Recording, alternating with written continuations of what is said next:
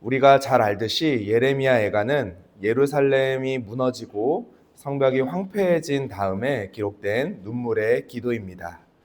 바벨론에 의해서 성전은 파괴되고 그리고 도시는 불타고 그리고 많은 이스라엘 백성들은 바벨론의 포로로 끌려가게 되었습니다. 나라의 멸망이라고 하는 것은 단순히 정치적인 패배가 아니라 한마디로 신앙의 붕괴와도 같았습니다. 그리고 오늘 우리가 읽은 5장 17절에서 22절 말씀은 이 예레미야 애가의 마지막 부분을 담고 있습니다. 우리가 보통 드라마라고 하면 그리고 하나의 영화라고 하면 해피엔딩을 기대하지만 이 말씀에는 해피엔딩이 나와 있지 않습니다.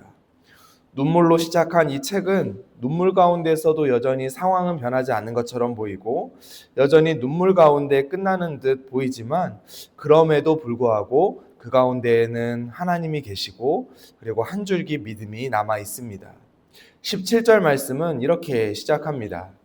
이러므로 우리의 마음이 피곤하고 이러므로 우리의 눈들이 어두우며. 아멘. 마음이 피곤하다라고 하는 것은 단순한 감정의 표현이 아니라 절망과 상실 그리고 죄책감과 무력감이 뒤섞인 영적인 탈진 상태를 묘사하고 있습니다.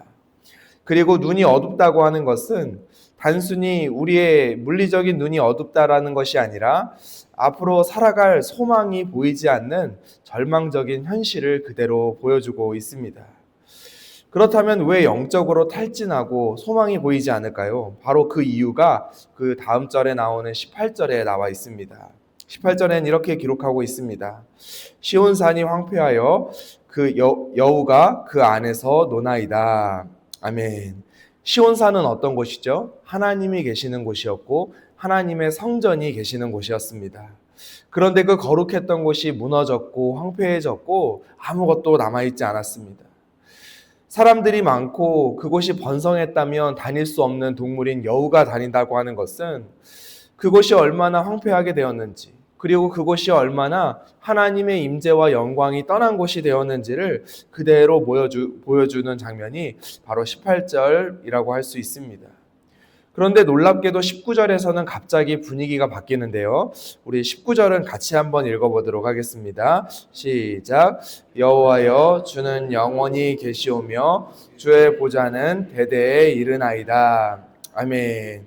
지금 상황이 어떻습니까? 도시는 무너졌고요. 나라는 망했고요. 그리고 성전은 불타 없어졌고요. 그럼에도 불구하고 무엇은 살아있다? 하나님의 보좌는 무너지지 않고 여전히 살아있음을 믿음으로 고백하고 있습니다. 이것은 단순히 지금 현실을 부정하는 것이 아니라 충분히 황폐함을 인정하고 나라가 망했지만 그럼에도 불구하고 하나님의 보좌는 영원하시다라는 믿음의 고백인 것입니다. 이것이 바로 예레미야 애가의 핵심 메시지입니다. 환경은 무너질 수 있고 상황은 더 악화될 수 있지만 더 이상 악화될 수 없을 만큼 절망 가운데 벼랑 끝에 몰릴 수 있지만 그럼에도 불구하고 무엇은 무너지지 않는다? 하나님의 보좌는, 하나님의 통치는 무너지지 않는다고 하는 것이 바로 오늘 말씀의 고백인 것입니다. 그렇기 때문에 예레미야는 21절에 다음과 같이 고백할 수 있었습니다. 21절입니다. 여호와여 우리를 주께로 돌이키소서. 그리하시면 우리가 주께로 돌아가겠사오니 우리의 날들을 다시 새롭게 하사 옛적 같게 하옵소서. 아멘. 우리가 살아가면서 여러 가지 아픔들과 염려들을 경험하지만 나라가 망하고 나의 자녀들이 포로로 끌려가고 그리고 평생 일궈놓은 재산들이 쑥대밭이 되고 이것보다 절망스러울 수 있을까라는 생각을 해보았습니다. 그런데 내가 만약에 그런 상황 가운데 처했다면 하나님 앞에 과연 이 기도를 올려드릴 수 있었을까? 하나님은 그 가운데서도 여전히 살아계시고 주님 그렇기 때문에 우리를 여호와께로 돌이켜 주십시오 라는 이 고백을 드릴 수 있었을까를 한번 생각해 보았습니다. 지금 예레미야는 어마어마한 믿음의 고백을 하나님께 올려드리고 있습니다. 상황은 변하지 않았습니다. 변하지 않은 정도가 아니라 더 뒤로 후퇴할 수 없을 만큼 뒤로 밀려 있는 상태입니다. 그럼에도 불구하고 하나님의 영광은 영원하시고 하나님의 임재는 영원하시고 그렇기 때문에 우리를 주님께로 돌이켜 주십시오라는 고백을 하나님께 올려드리고 있는 것입니다. 이 기도가 중요한 것은 하나님, 내가 돌아가겠습니다. 우리가 돌아가겠습니다라고 고백한 것이 아니라 하나님, 우리를 주님께로 돌이켜 주옵소서. 이 이야기는 무엇입니까? 하나님께로 돌이키는 것조차 내 힘과 내 의지로 되는 것이 아니라 하나님의 은혜로 되고 이 모든 것들은 하나님의 은혜에서 시작된다고 하는 믿음의 고백입니다. 마지막 22절은 이렇게 끝납니다. 우리 같이 한번 읽어보겠습니다. 시작. 주께서 우리를 아주 버리셨사오며 우리에게 진노하심이 참으로 크시니이다. 아멘. 참 마지막이 그렇습니다. 그렇죠? 하나님께서 그 기도를 들어주시고 응답해 주셨다거나 아니면 상황 바뀌지 않더라도 무언가 나타나셔서 위로해 주신다거나 그러면 참 좋을 텐데 여전히 하나님은 우리를 여전히 버리셨사오며 우리에게 진노하심이 크시다라는 이야기로 말씀은 마치고 있습니다.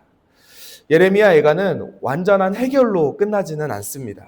그러나 하나님을 향한 분명한 믿음 그리고 하나님을 향한 굳건한 기도로 끝나고 있습니다.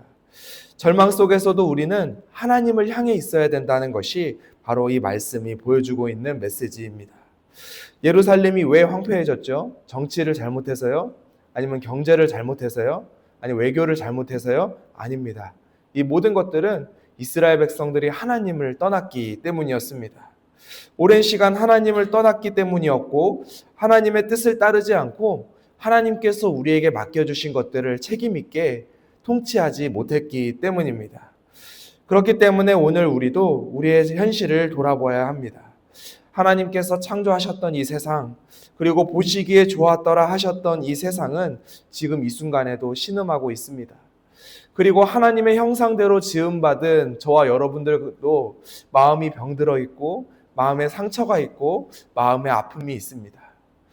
얼마 전에 교회를 한동안 안 다녔던 분을 신방했던 적이 있는데 마음 가운데 상처가 있으셨고 그 마음 가운데 아픔이 있었고 그리고 사람들을 만나다 보면 예수님을 믿는데도 불구하고 마음 가운데 기쁨이 없고 염려가 있고 마음의 병을 가지고 있고 그러한 것들을 발견할 수 있었습니다. 그런데 그것들이 너무 부끄러운 거예요.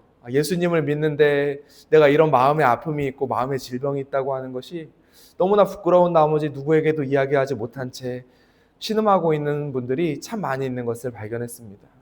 그런데 우리가 그렇게 생각하지 않았으면 좋겠습니다. 왜냐하면 이 세상은 죄가 들어와 있고 그리고 여전히 왜곡되어 있고 타락한 세상이기 때문입니다. 그리스도인이 병에 걸리는 것처럼 건강할 수만은 없는 것처럼 우리는 이 땅을 살아가면서 여전히 신음하고 있고 마음 아파하고 있는 것이 현실입니다. 그럼에도 불구하고 좋은 청지기로 살아간다고 하는 것은 이 땅에 그런 병들어 있는 모습을 바라보며 신음하는 아버지의 마음을 우리가 깨달아 알고 그리고 그 아버지의 마음을 따라 살아가는 것이 바로 좋은 청지기가 가져야 할 삶의 자세라고 생각합니다. 만물을 창조하시고 기뻐하셨던 하나님께서 이 세상을 바라보시며 얼마나 안타까우시겠습니까? 그리고 그 피해로 인하여 고통받는 사람들을 보시며 얼마나 긍휼히 여기시겠습니까? 우리가 하나님의 마음에 공감한다면 예레미야가 무너진 자리에서 그리고 왜곡되어 있고 황폐해버린 그 땅 가운데에서 하나님을 향한 믿음을 올려드렸고 하나님께 기도를 올려드렸던 것처럼 우리 또한 무너진 세상, 왜곡된 세상, 병들은 세상 한가운데에서 믿음의 고백을 올려드릴 수 있고 하나님의 뜻을 따라 살아갈 수 있는 것입니다. 제가 아까 말씀드렸듯이 예레미야는 완전한 회복으로 끝나지 않습니다. 하지만 하나님을 향한 기도로 끝납니다. 무너진 현실 가운데에서도 주의 보좌는 대대에 이르나이다 라고 고백했던 그 믿음, 그리고 우리를 돌이키소서라고 기도했던 그 겸손함, 바로 그 믿음과 기도가 회복의 시작입니다. 우리는 살아가면서 이게 어떻게 이렇게 변할 수 있을까? 과연 하나님께서 어떻게 이것을 역사할 수 있을까? 라고 여겨질 만큼 변할 수 없어 보이는 그리고 절망적인 현실 가운데에서도 우리는 하나님을 향한 믿음을 가지고 그리고 이 고백을 가지고 하나님 앞에 기도해야 하는 것입니다. 바로 그것이 회복의 시작이고 하나님의 놀라우신 역사의 시작이다라고 하는 것입니다. 우리가 하나님의 마음을 품고 작은 불편을 기쁨으로 감수하며 맡겨진 세상을 책임 있게 돌볼 때 그것이 바로 무너진 자리에서 시작되는 회복입니다. 우리가 가정에서, 교회에서, 내가 일하는 직장에서, 그리고 내가 속해 있는 공동체 가운데에서 이런 믿음을 가지고 나아갈 때 하나님께서는 우리를 통하여서 놀라운 역사를 행하시고 하나님께서는 놀라운 기도의 응답을 행해 주실 것입니다. 절망 속에서도 하나님을 붙드는 교회, 그리고 고통 가운데에서도 하나님의 마음을 따르는 성도, 그러한 삶을 통해 하나님께서는 우리의 날을 옛적같이 새롭게 하실 줄 믿습니다. 기도하겠습니다.